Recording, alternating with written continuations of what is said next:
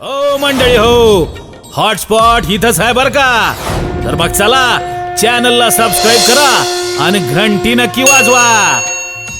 म्हणून त्या देवाला कळावं माझ्या लेकराला त्यानं आधार द्यायचा आहे. म्हणून सांगते, तोंडावरून हात फिरवते.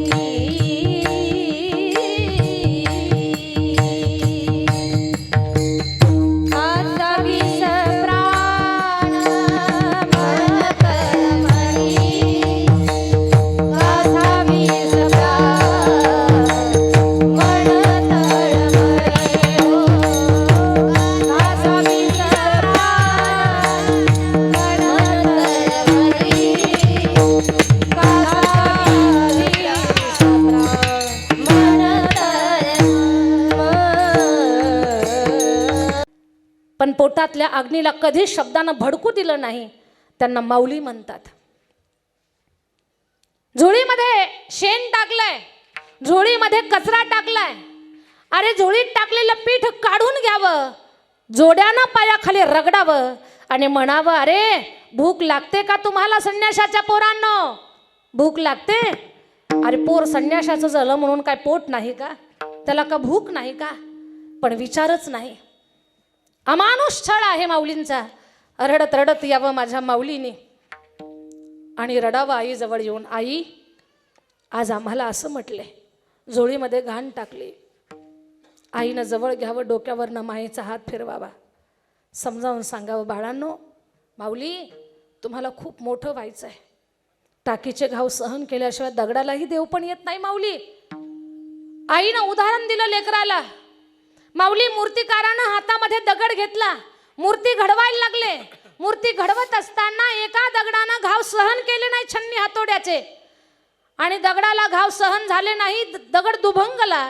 दुभंगलेला दगड मूर्तिकारानं बाजूला टाकून दिला. दुसरा दगड घेतला, त्या दगडानं प्रत्येक घावना घाव सहन केला. दगडातून मूर्ती साकारली, मंदिरामध्ये उभारली. तिच्यासाठी 25 लाखाचं मंदिर उभारलं. माऊली तशी देवमूर्ती तुम्हाला व्हायचंय. पण माऊली ज्या मूर्तीनं घाव सहन केले ती मूर्ती मंदिरात साकारली. ज्या दगडानं घाव सहन केले नाही तो दगड मंदिरात जाण्या अगोदर नारळ फोडायचा गोटा बनला. तुम्हाला नारळ फोडायचा गोटा नाही बनायचं, मंदिरातला देव बनायचंय माऊली. सहन करावं लागेल तुम्हाला. आई 1-2 वेळा बोलणं ठीक आहे. रोज संन्याशाची मुलं म्हणावं, तुम्हाला भूक लागते का म्हणावं. तुमचं तोंड पाहिलं की आम्हाला अमंगळवाणी होत आहे असं म्हणावं. तुम्ही अपवित्र आहात, अशुभ आहात, तुम्हाला पाहिलं की आम्हाला स्नान करावं लागतं. मा आपण तर रोज देवाचं नामस्मरण करतो, तरी आपल्याबद्दल असं का, असं बोलावं आणि आईनं समजावून सांगावं.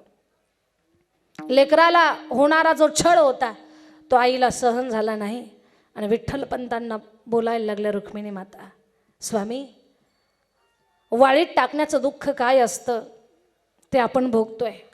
आपल्यानंतर आपल्या लेकरांचं जीवन नको मातीमध्ये जायला. हे जगणं असं नको व्हायला की मेलेलं बरं, असा विचार त्यांच्या मनात नको यायला. म्हणून आपण न्याय मागायला जाऊ. धर्म मार्तंडांना न्याय मागायला आले सज्जनांनो, माऊलींचे आई वडील. तर धर्म मार्तंडांनी सांगितलं, तुम्हाला मरावं लागेल, देहांत प्रायश्चित्ताशिवाय दुसरा पर्याय नाही. हे जेव्हा ऐकलं तेव्हा काही क्षणासाठी शांत झाले दोघं जण.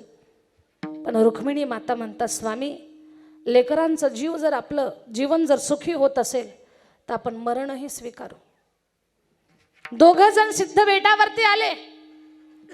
चारही लेकरांना जवळ घेतलं. चरित्र माऊलींचं आहे माऊल्यांनो. चारही लेकरांना जवळ घेतलं, डोक्यावरनं हात फिरवला. काय असेल घरामध्ये त्याची भाजी पोळी बनवली, लेकरांना पोटभर खाऊ घातली.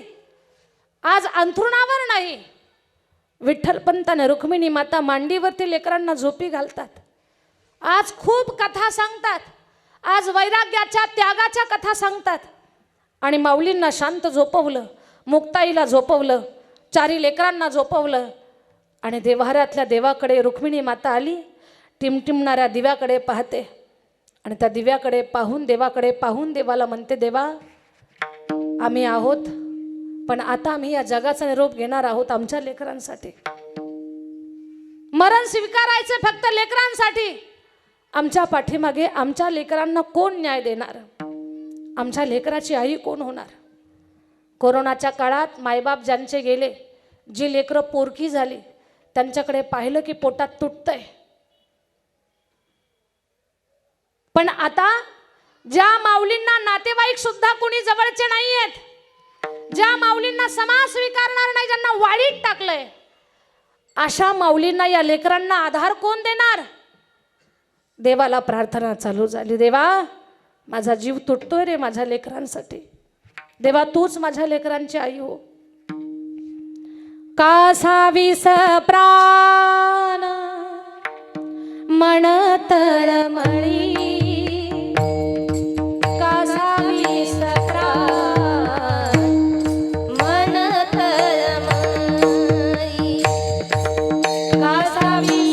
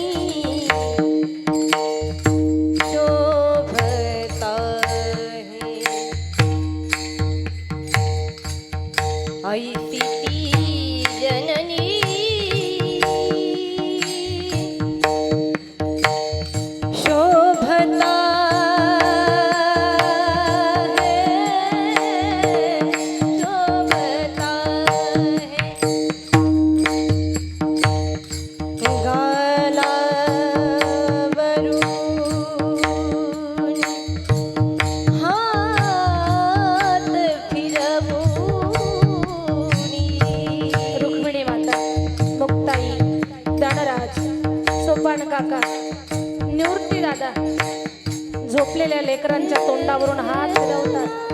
माय आहे, अश्रूने डोळे डबडबले.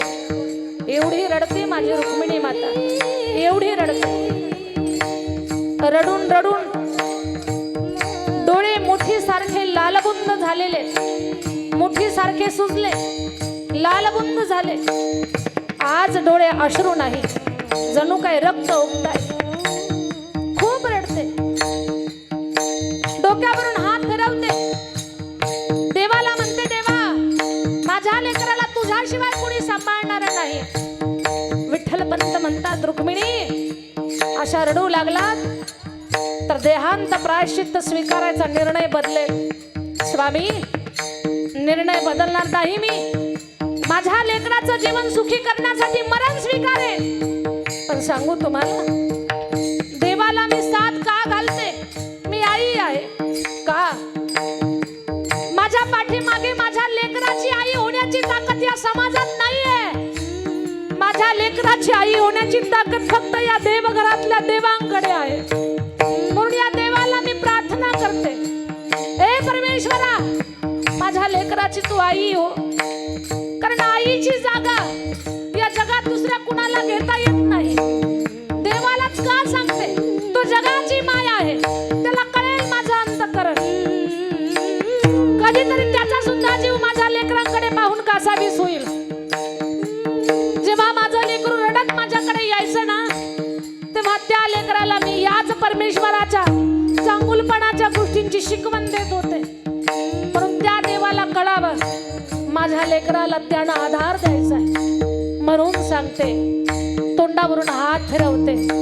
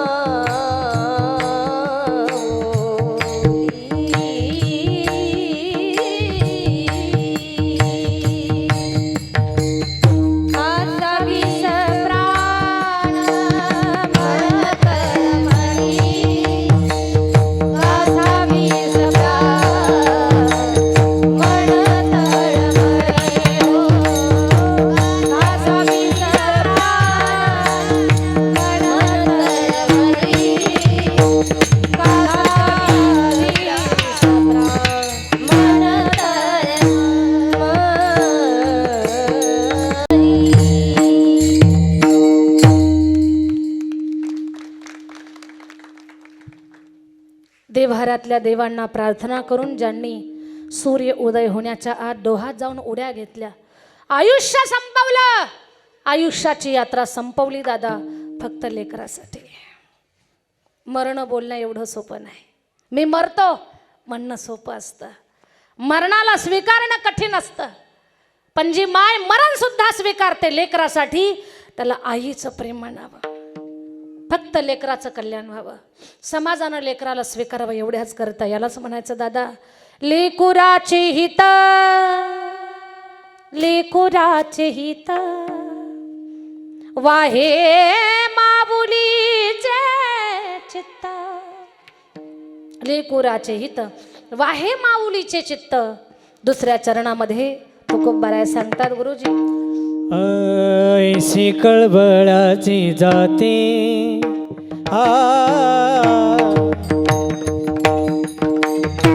ऐशी कळबळाची जाते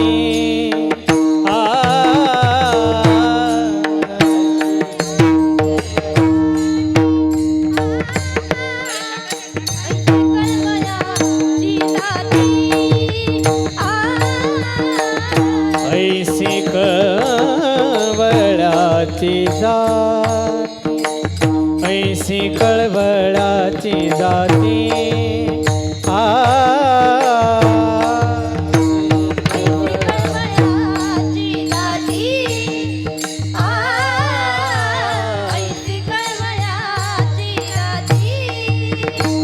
करेला भाविना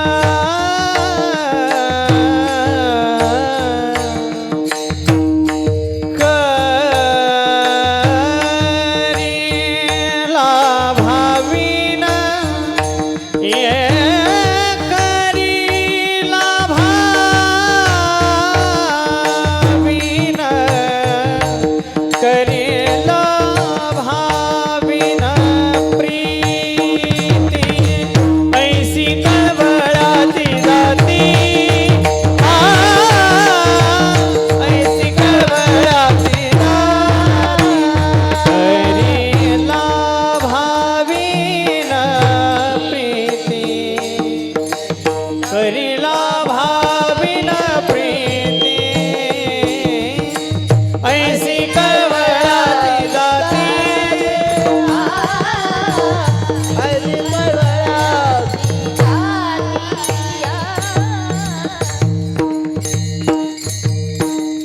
ऐसी कळवळ्याची जाती करीला भाविन प्रीती. स्वार्थ न ठेवता या पृथ्वीवरती आपल्यावरती प्रेम करणार आपली माय आहे, जे देवालाही जमलं नाही. देव सुद्धा घेशी तेव्हा देशी ऐसा असशी उदार, तो सुद्धा दिल्या घेतल्याशिवाय कोणाचं काम करत नाही. पण जिला घेणं माहिती नाही, फक्त देणं माहिती आहे, मग ते प्रेमाच्या स्वरूपात असेल, मायेच्या स्वरूपात असेल, सेवेच्या स्वरूपात असेल, झिजणं असेल, हे जिला माहिती आहे तिला फक्त आई म्हणतात.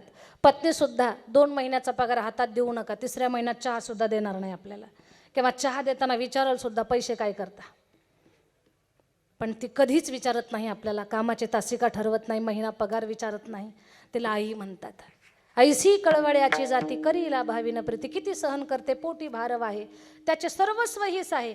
आई एवढं सहन सुद्धा कोणी करू शकत नाही. क्षमा मागून बोलते. 9 महिने 9 दिवस 3 किलोचा, 3.5 किलोचा, 2.5 किलोचा, 2 किलोचा मासाचा गोळा उदरामध्ये वाढवते ती, लाज ठेवत नाही. असं म्हणत नाही की ती त्रास होतोय मला, क्षमा मागून बोलते. दादा 3 किलोचा दगड 9 महिने पाठीला बांधून तुम्ही फिरू शकताल का? पाठीला शक्य नाही ते आपल्याला. हे जिला जमलं ना तिला आई म्हणतात. पोटी भारव आहे, त्याचे सर्वस्व हीच आहे. ज्या आईनं आपल्यासाठी खूप काही सहन केलं, मग वृद्धापकाळामध्ये तिला सुद्धा त्या ठिकाणी सांभाळणं, तिने जशी भूमिका बजावली आपल्या बाबतीमध्ये लहान असताना, तेव्हा ती म्हातारी झाल्यानंतर आपण सुद्धा तिला व्यवस्थित सांभाळणं आपलं कर्तव्य आहे. या कीर्तनाच्या माध्यमातून एकच संदेश द्यायचा आहे मला समाजाला, की आई वडिलांना व्यवस्थित सांभाळा, अपमानास्पद वागणूक देऊ नका. काय मागतात ते आपल्याला? आपल्या टोपल्यातली भाकरी जी आपण खातो तीच मागतील आपल्याला. असेल सकाळी केलेली, पाण्यात भिजवून खातील, ती पण म्हणणार नाहीत भाजी का नाही दिली म्हणून, दूध का आणलं नाही म्हणून, असं बोलणार सुद्धा नाहीत. आपलं गाऱ्हाणं सुद्धा कुणाकडे करणार नाहीत. सासरा येऊ द्या, आणि सासऱ्याला फक्त जेवायला नीट नाही करू द्या, सगळीकडे चर्चा करतोय की त्या अधिकाच्या मासामध्ये धोंड्यामध्ये या धोंड्याला तोळे तोळं सोनं केलं आणि यानं नीट जेवायला सुद्धा केलं नाही. सासरा म्हणाल तुम्ही इथं कुणी सासरे असतील ते सोडून, बरं का? हा, तर हे मी कुणाबद्दल बोलते आहे? इथे माय बापाची भूमिका आपल्या लेकरांच्या बाबतीमध्ये कशी असते त्यांना फक्त समजून घ्या, एवढंच मला तुम्हाला सांगायचं आहे. श्रद्धेय पाचपोर बाबांच्या मुखातली काही वाक्य आहेत, ती मला नेहमीच सांगायला आवडतात. तेवढीच वाक्य सांगेन आणि सेवा समाप्त करेन. माय बापाला एवढं सांभाळा, एवढं सांभाळा की जसा पुंडलिकासाठी देव धावून आला ना मायबापाची सेवा पाहून, तसा नाका धावून येईना. पण पंढरपूरला आपण जेव्हा जाऊ तेव्हा देवाला सुद्धा आनंद झाला पाहिजे, अरे हे मायबापाचा भक्त आहे, माझ्या दरबारात त्याचा मी लाड करणार. तो नाका आपल्याकडे येईना, पण आपण गेल्यावर त्याला आनंद झाला पाहिजे. अशी मायबापाची सेवा करावी, एवढा आदर मायबापांचा करावा. सांगेन मी तुम्हाला, कधी कधी म्हाताऱ्या माणसांनी बडबड केली ना आपल्याला राग येतो. म्हाताऱ्या माणसाच्या बडबडीचा राग येऊ देऊ नका. का येऊ देऊ नका म्हाताऱ्या माणसांच्या बडबडीचा राग? जेव्हा आपण लहान होतो तेव्हा आपले आजोबा आपल्याला खांद्यावर टाकून गावच्या जत्रेमध्ये गेले होते.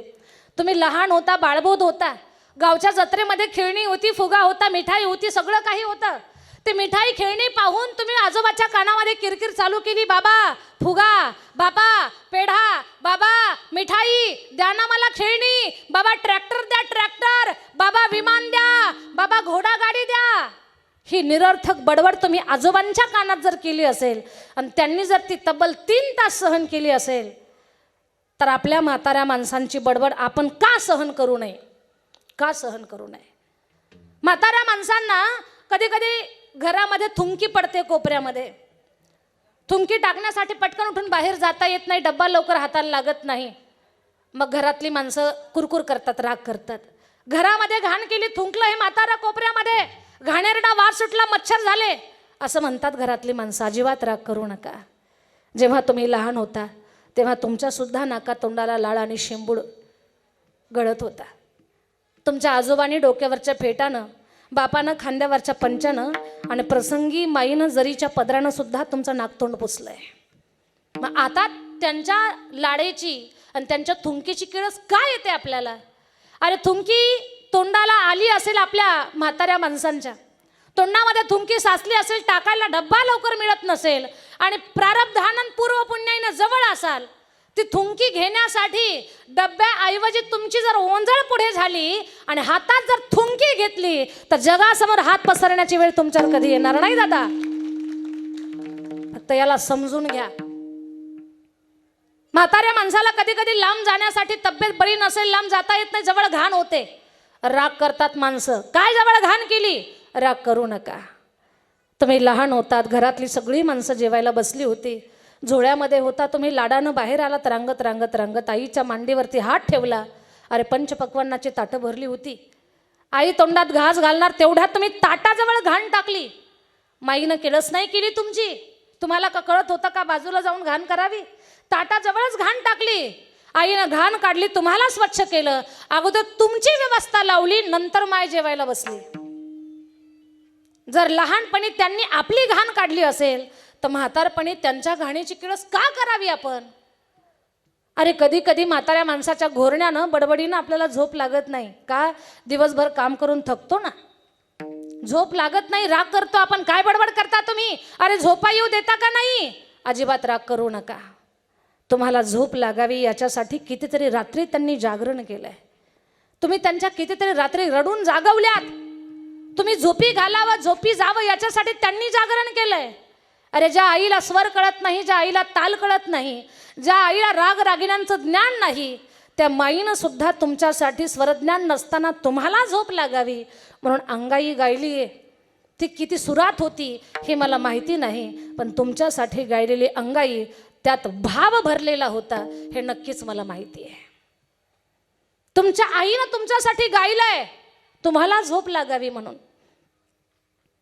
गाय झोपली गोठ्यात घरट्यात चिवताई,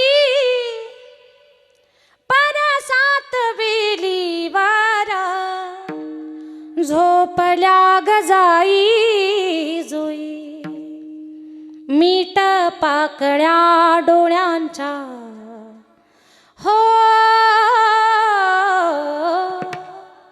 मीठ पाकळ्या डोळ्यांच्या गाते तुला मी अंगाई. आज माझ्या पाडसाला झोप का ग येत नाही, निंबोणीच्या झाडा मागे चंद्र झोपला ग बाई, निंबोणीच्या झाडा मागे चंद्र झोपला ग बाई. अशी अंगाई तुम्ही गायला जायची नाही. तुमच्या आईला झोप लागत नाही, वडिलांना झोप लागत नाही, म्हणून आता कीर्तनात ऐकून कधीतरी अंगाई गायला जाल, अजिबात गाऊ नका, फक्त त्यांना टाकून बोलू नका. तुमच्या अंगाईनं लागलेली झोप मोडल, त्यात भाव नाही ना. हा, म्हणून माझं एकच निवेदन आहे, त्यांना फक्त समजून घ्या. वृद्धापकाळामध्ये माय बापाला समजून घेणं हीच समजदारी आहे, आणि ही तुम्हाला जगता आली ना, बस तुमच्या जीवनाला यश प्राप्त झालं. आमच्या किशोर भाऊ शेळके त्यांच्या पूर्ण परिवारानं ज्या वेळेला आईला हार्ट अटॅकचा त्रास झाला त्यावेळेला डॉक्टरांच्याकडे ट्रीटमेंट देऊन खूप प्रयत्न केले, पण त्या प्रयत्नाला यश आलं नाही. कारण एक सत्य आहे या जगाचं, इथे देवाच्या सत्तेपुढे कोणाचं काही चालत नाही. ज्याला बोलावलंय त्याला जावं लागतं. मरण माणसाच्या जीवनातलं सत्य आहे. पण आज स्वर्गीय विमलताई यांच्या जीवनाचं सोनं झालं, जीवन धन्य झालं का? लेकरांनी पुण्यस्मरणासाठी कीर्तन ठेवलं, बस स्वर्गामध्ये त्यांच्या पुण्याईची घंटा वाजली आहे. आणि आज आपल्या विमलताई कुठे कुठल्या योनीला नाहीत, तर भगवान परमात्माच्या दरबारामध्ये आहेत. कारण त्यांच्या पुण्यस्मरणामध्ये इथे कीर्तनकार आले, कथाकार आले, महाराज मंडळी आली, पाहुणे मंडळी आली, नवल नाही. आपल्या विमलताई आईसाहेबांना यांना शेवटचा निरोप देण्याकरता, मुक्तीचा निरोप देण्यासाठी कीर्तनाच्या माध्यमातून जगाचा मालक सुद्धा आला. म्हणून आपली माय माऊली विमलताई भगवान परमात्माच्या दरबारामध्ये सुखानं त्या ठिकाणी आहेत. आणि तिथून आपल्या लेकरा बाळांना भरभरून आशीर्वाद देत आहेत. हेच त्यांच्या त्या ठिकाणी पुण्याईचं, त्या ठिकाणी त्यांचं जीवन सफल झालं याचं लक्षण आहे.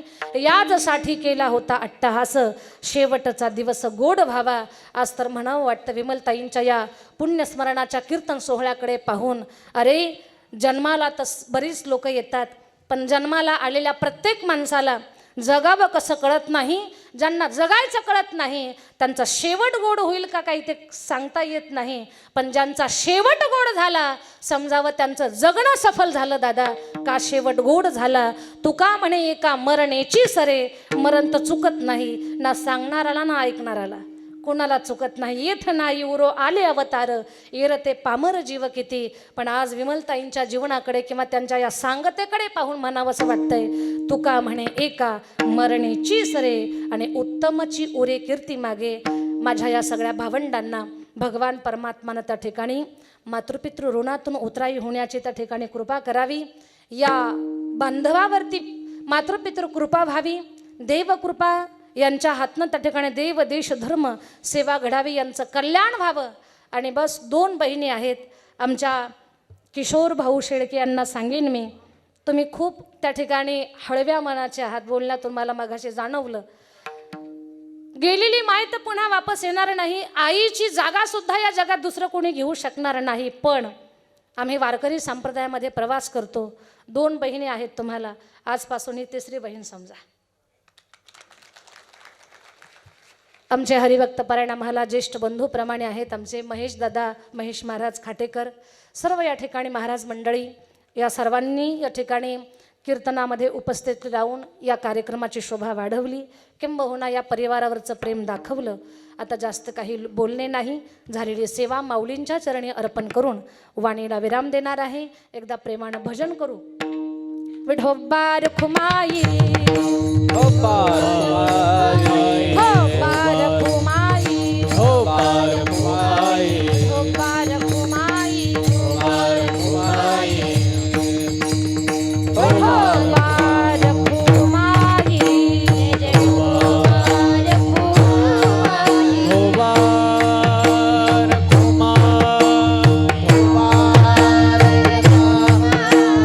हो पार खुमाई,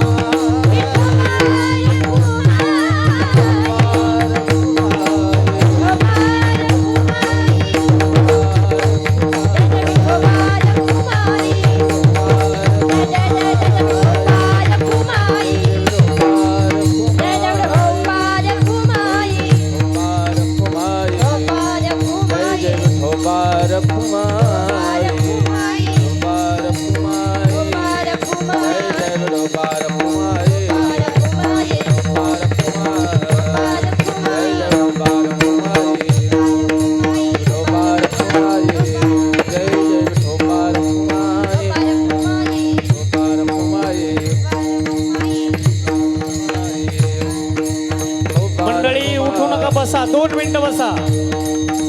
उठलेल्या मंडळीला विनंती आहे 2 मिनिटं बसा 2 मिनिटं बसा बसा बसा बसले.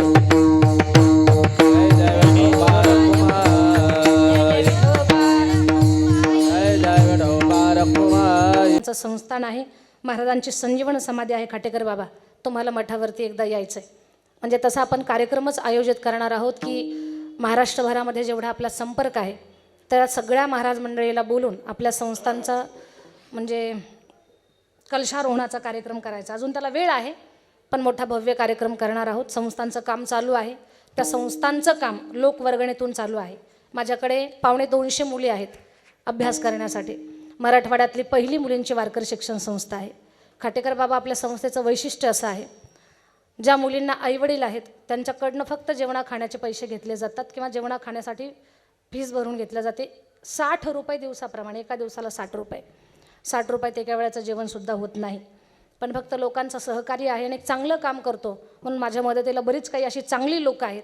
त्यांच्या सगळ्यांच्या माध्यमातून मराठवाड्यातली पहिली मुलींची वारकरी शिक्षण संस्था मागच्या 14-15 वर्षापासून मी चालवते. त्या संस्थेमध्ये तयार झालेलं रत्न वैष्णवीताई करांडे अशा अनेक मुली आहेत. खूप मुली तयार होतात, शिकतायत, खूप तयार होतात. तर तशी ती संस्था मी चालवते. त्या संस्थेमध्ये पालक असलेल्या मुली आहेत, यात नवल नाही. पण ज्यांना आई नाही, वडील नाही, निव्वळ अनाथ मुली ज्या आहेत अशाही काही मुली आपल्याकडे शिक्षणासाठी आहेत. तर तशी कुणी अनाथ मुलगी असेल तर मला संपर्क करा. वास्तवात तसं असावं नाही तर लोक आम्हाला येण्यामध्ये काढतात, तसं नसावं. तर वास्तवात अनाथ असेल तर मला संपर्क करा. त्या मुलीला शिक्षण देऊन तिच्या पायावर उभं करण्याचा छोटाखानी प्रयत्न आपलं संस्थान करत आहे. संस्थान जुनं आहे, जीर्णोद्धाराचं काम हाताची धरलं आहे. गोरगरिबांची लेकरं शिकतात. या माझ्या पवित्र कार्यात तुम्ही सगळ्यांनी माझ्यासोबत असावं हा माझा मानस आहे. महाराष्ट्रातली खूप जबाबदारी आणि चांगली लोकं माझ्यासोबत आहेत, ती सहकार्य करतात, मदत करतात, म्हणून संस्थांचं काम चालू आहे. तर त्या कामामध्ये आपण सुद्धा जमेल त्या पद्धतीने आमच्यासोबत आर्थिक रूपामध्ये मदत करून, ज्यांची इच्छा असेल त्यांनी सहकार्य करून आमच्यासोबत राहावं. आपले पैसे कुठे जात नाहीत, पण ज्यांना कोणी नाही कधीतरी अनाथाच्या तोंडात घालून पहा अन्न, त्यातलं समाधान वेगळं असेल. कधीतरी वाटेल की आपण काहीतरी चांगलं काम केलं आपल्या जीवनामध्ये. तुम्ही 2 तास कीर्तनात काय ऐकलं, याहीपेक्षा कुठेतरी चांगल्या कामात तुम्ही पुढे आहात का असाल तर त्यातला आनंद वेगळा असेल. दादा कधीतरी मठावरती या, संस्थानला पहा, देवस्थानला पहा, आनंद वाटेल. आमचे सिस्टीमवाले केशवभाऊ मोरे, बरीचशी मंडळी संस्थांवरती आलेली आहे. आपल्यालाही माझं निमंत्रण असेल. झालेली सेवा माऊलींच्या चरणी अर्पण करून वाणीला विराम. ज्ञानेश्वरा माऊली, ज्ञानराज माऊली, माऊली ज्ञानेश्वर माऊली ज्ञानराज माऊली तुकाराम. ज्ञानेश्वरा माऊली, ज्ञानराज माऊली, माऊली ज्ञानेश्वर माऊली ज्ञानराज माऊली तुकाराम. विठ्ठल जय जय विठ्ठल. जय जय विठ्ठल जय जय. हो मंडळी हो, हॉटस्पॉट इथंच आहे बरं का. तर मग चला चॅनलला सबस्क्राईब करा आणि घंटी नक्की वाजवा.